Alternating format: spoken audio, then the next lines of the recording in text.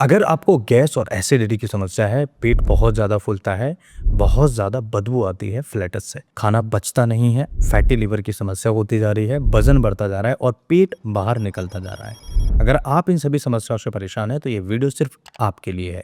इस वीडियो को अंत तक देखना, पूरा समझना और इस वीडियो को हर एक पार्ट आप सभी के लिए बहुत इंपॉर्टेंट है। और इस वीडियो को पूरा देखने के बाद कमेंट करके मुझे ज़रूर बताना कि ये वीडियो आप के लिए कितना इंपॉर्टेंट था और इस वीडियो से आपने क्या सीखा। अगर आपको रोज गैस, एसिडिटी या फिर बर्निंग सेंसेशन होती है तो इसे हल्के में मत लीजिए, क्योंकि ये सिर्फ एक गैस नहीं, ये आपके स्टमक और ईसोफेगस को धीरे धीरे डैमेज कर रहा है। शॉकिंग बात ये है, अनट्रीटेड एसिडिटी आगे चलकर अल्सर, जीईआरडी और कुछ केसेस में कैंसर रिस्क तक बढ़ा सकती है। अगर आप इन सभी समस्याओं से परेशान हैं तो आज के इस वीडियो में रामबाण उपाय बताऊंगा कैसे आप इन सभी समस्याओं को कंट्रोल कर सकते हैं।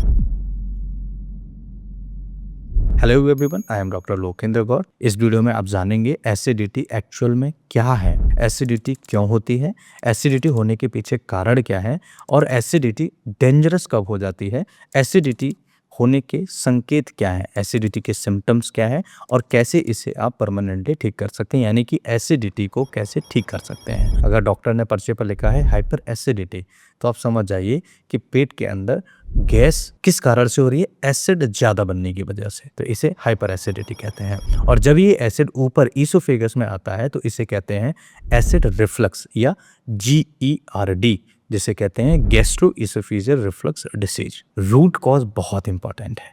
नॉर्मल कंडीशन में हमारे स्टमक और इसोफेगस के बीच एक वॉल्व होता है, लोअर इसोफेजियल स्फिंक्टर, एलईएस कहते हैं जिसे। जब ये वॉल्व वीक हो जाता है तो एसिड ऊपर आ जाता है, रिफ्लक्स होता है। और ऐसी कंडीशन में इसके कुछ और भी कॉज हैं, जंक फूड का सेवन, कॉफी का सेवन, smoking, alcohol, late night eating, stress and anxiety होना, सेडेंटरी लाइफस्टाइल होना। मेडिकल फैक्टर की अगर हम बात करें तो ओबेसिटी से इंसुलिन रेजिस्टेंस होगा, इंसुलिन रेजिस्टेंस होगा तो इंक्रीज एसिड प्रेशर होगा। आप समझ लीजिए कि ये सभी चीज़ें, अगर आपका पेट बढ़ रहा है, ओबेसिटी बढ़ रही है तो कई सारी दिक्कतें आपको होने वाली है। सिम्टम्स की अगर हम बात करें, कुछ ऐसे सिम्टम्स आपको देखने को मिलेंगे। ध्यान से समझने वाली बात यह है कि ये सिम्टम्स इग्नोर करना खतरनाक हो सकता है। सबसे पहला सिम्टम्स बर्निंग इन चेस्ट, यानी जिसे हम हार्ट बर्न कहते हैं। चेस्ट पेन, कई बार हार्ट अटैक जैसा लगता है लेकिन हार्ट अटैक नहीं होता, चेस्ट पेन होता है। और हमने एक वीडियो भी अपलोड किया हुआ है जिसमें हमने बताया है कि chest pain versus heart attack pain, यानी हार्ट अटैक के दर्द में और चेस्ट पेन में क्या अंतर है। और इसके अलावा फूड कमिंग बैक, यानी रिगर्जिटेशन होना, क्रॉनिक कफ होना, यानी कि खांसी, कफ बलगम आना, खांसी होना, साथ ही साथ थ्रोट इरिटेशन होना, यानी कि गले में समस्या होना, गले में दिक्कत होना। इसके अलावा एडवांस वार्निंग साइंस कुछ ऐसे होते हैं जैसे डिफिकल्ट इन स्वॉलोइंग, खाने निगलने में दिक्कत होना, अनएक्सप्लेन्ड वेट लॉस, यानी कि वजन तेजी से गिरना, और ब्लड इन वॉमिट, यानी कि उल्टी के साथ में ब्लड आना। ये साइन दिखे तो तुरंत डॉक्टर से कंसल्ट करें, बिना किसी आसपास के डॉक्टर को दिखाए, किसी अच्छे डॉक्टर को दिखाइए, प्रॉपर टेस्ट कराइए। What happens if you ignore it, अगर आपने इग्नोर किया तो क्या प्रॉब्लम होगी, और इसके अलावा अगर आपने प्रॉपर ट्रीटमेंट नहीं लिया तो क्या प्रॉब्लम होगी। देखिए, जीईआरडी डेवलप हो जाएगा अगर आपने इस सिम्टम्स को इग्नोर किया। इसके अलावा ईसोफेजाइटिस हो सकता है, इन्फ्लेमेशन हो सकता है आपकी ईसोफेगस में, अल्सर फॉर्मेशन हो सकता है, छाले हो सकते हैं, और वेरिट्स ईसोफेगस हो सकता है, और लॉन्ग टर्म में कैंसर के रिस्क भी बढ़ा सकता है। इसलिए इसे सिंपल गैस समझकर इग्नोर कभी मत कीजिएगा। अगर ये दिक्कत हो रही है तो प्रॉपर ट्रीटमेंट लीजिएगा। डायग्नोसिस कैसे बनता है, डायग्नोसिस की अगर हम बात करें तो सबसे पहले हमें पेशेंट के सिम्टम लेने होते हैं, उसके बाद हम एक एंडोस्कोपी कराते हैं और पीएच मॉनिटरिंग करते हैं और क्लिनिकल सिम्टम्स मिला करके फिर एक देखते हैं कि एक्चुअल में तुम्हें क्या प्रॉब्लम रही है, यानी मरीज को क्या दिक्कत है। अगर ट्रीटमेंट की बात करें तो सॉल्यूशन सिर्फ एक है। अगर आप अपने लाइफ स्टाइल को मॉडिफिकेशन कर दें तो आप समझ लीजिए आपकी समस्या बिना किसी मेडिसिन के ठीक हो सकती है। अर्ली डिनर, यानी कि सोने से 2-3 घंटे पहले खाना खा लीजिएगा। वेट कंट्रोल करिए, अगर आपका वजन बढ़ रहा है तो वेट कंट्रोल करिए। बहुत ईजी तरीके से आप अपनी समस्या को खत्म कर सकते हैं। इसके अलावा हेड एलिवेशन, यानी जब आप सो रहे होते हैं तो हेड एलिवेशन, यानी थोड़ा सिर को हटा करके सोएं, तकिया लगा करके सोएं। दूसरी, अगर मैनेजमेंट की बात करें तो डाइट मैनेज करिए। अपनी डाइट में अवॉइड करिए, चाय पी रहे हैं, ज़्यादा कॉफ़ी ले रहे हैं तो इसे बंद कर दीजिए। अगर आप ज़्यादा तला भुना खा रहे हैं तो इसे बंद कर दीजिए।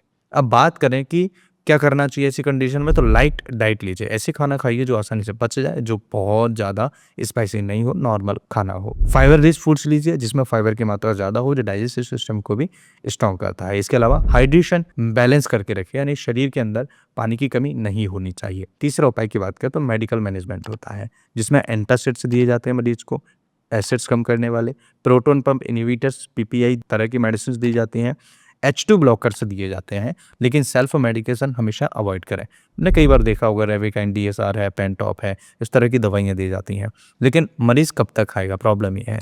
पेंटॉप डीएसआर खा के परेशान हो जाते हैं मरीज़, उसके बाद भी कोई आराम नहीं मिलता है। मेडिसिन अपने मन से नहीं लेना है, अगर इस तरह की कोई प्रॉब्लम है तो डॉक्टर के पास ज़रूर दिखा लीजिएगा। होम रेमेडीज़ की अगर हम बात करें तो सबसे पहला cold milk immediate soothing effect लाता है। अगर प्रॉब्लम है तो कोल्ड मिल्क ज़रूर लीजिएगा। दूसरा फेनल सीड्स यानी कि सौंफ, डाइजेशन इंप्रूव करता है और गैस एसिडिटी प्रॉब्लम को कम करने में मदद करता है। तीसरा जीरा वाटर, अगर आपको दिक्कत है तो जीरा वाटर ज़रूर लीजिएगा, एसिड कंट्रोल करने में मदद करता है। चौथा है जिंजर यानी अदरक, एंटी इन्फ्लेमेटरी, अगर खाने की नली में सूजन हो रही होगी तो काफ़ी ज़्यादा मदद करता है। इसके अलावा पाँचवा है कोकोनट वाटर, पीएच बैलेंस करता है। अगर पीएच बढ़ रहा है या पीएच कम हो रहा है तो इसे कंट्रोल करने में कोकोनट वाटर बहुत ज़्यादा मदद करता है। एसिडिक अगर कंडीशन हो रही हो तो इसे कंट्रोल करने में मदद करता है। व्हाट टू स्ट्रिक्टली अवॉइड, आपको स्ट्रिक्टली क्या अवॉइड करना है? स्मोकिंग बिल्कुल बंद कर दीजिए, अल्कोहल टोटल बंद कर दीजिए, लेट नाइट ईटिंग, रात में खाना खाना बंद कर दीजिएगा, ज़्यादा लेट खाना खाना, अगर आप रात में ज़्यादा लेट नाइट खाना खाते हैं तो बंद कर दीजिए। ओवर ईटिंग, अगर आप ज़्यादा खाना खाते हैं तब भी उसे बंद कर दीजिए। अगर हम कुछ घरेलू उपाय करें, घरेलू चीज़ों को फॉलो करें, कुछ घरेलू नियम करें, घरेलू टाइम टेबल बनाएं, तो ईट लाइट, हल्का खाना खाइए, स्टे एक्टिव, थोड़ा एक्टिव रहिए, फिजिकल एक्टिविटी करते रहिए एंड कंट्रोल स्ट्रेस। आप एंजाइटी स्ट्रेस अगर रहता है तो इसे कंट्रोल करिए। दोस्तों, एसिडिटी कोई छोटी प्रॉब्लम नहीं है, ये धीरे धीरे सीरियस डिसीज बन सकती है। अगर अभी कंट्रोल कर लिया तो फ्यूचर कॉम्प्लिकेशन से बच सकते हैं, अगर अभी कंट्रोल नहीं किया तो बहुत बड़ी बीमारी का सामना करना पड़ सकता है। होम्योपैथी में कार्बो बेस 30 पोटेंसी में 5 गुण सुबह 5 गुण शाम को मरीज को दिया जा सकता है।